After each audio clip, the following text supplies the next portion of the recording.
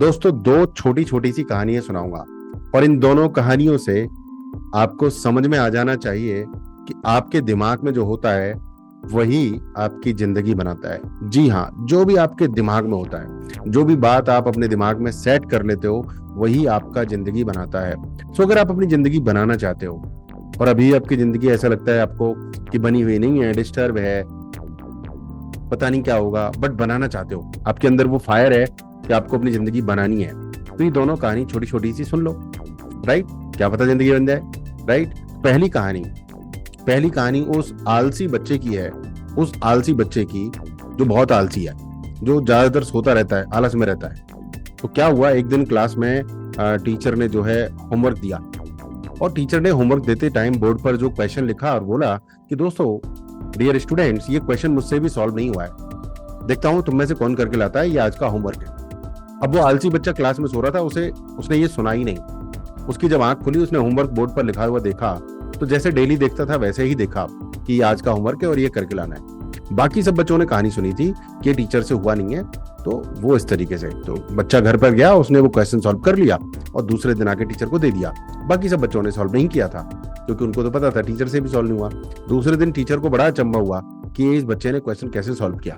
वो सिर्फ इसलिए कर पाया क्योंकि उसके दिमाग में ऐसे नॉर्मल होमवर्क सेट था, वो उसको पता ही नहीं था कि ये इतना टफ है कि टीचर से भी नहीं हो पाया। बट बाकी बच्चों ने दिमाग में सेट कर लिया था, दिमाग में सेट कर लिया था।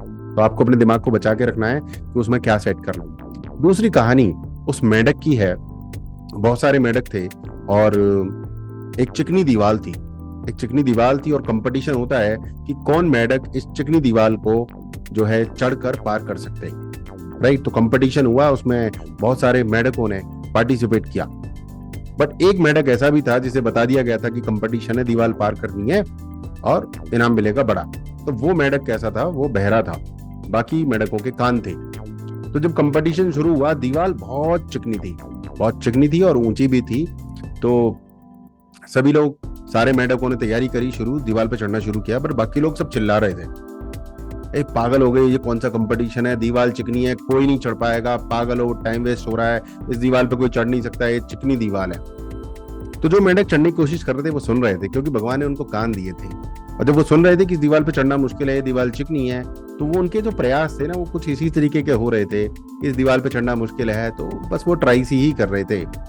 बट जो बहरा था उसने कुछ सुना नहीं, उसको लगा कि सब लोग चीयर कर रहे हैं, चढ़ जाओ चढ़ जाओ चढ़ जाओ, जीत जाओ। तो वो आदमी कोशिश करता रहा, वो मेंढक, और वो आखिरकार वो मेंढक चढ़ गया और वो हीरो बन गया। क्यों? क्योंकि वो सुन नहीं रहा था पब्लिक की बातें, वो अपने दिमाग में कुछ ऐसी चीजें सेट नहीं कर रहा था जो उसको रोकती हैं आगे बढ़ने से। तो दो छोटी सी कहानियां दोस्तों, आपको भी वो चीजें सुननी है जो आपको जीवन में असंभव को संभव बना दे, और वो चीजें नहीं सुननी कि संभव को भी असंभव बना दे। जय हिंद, जय भारत।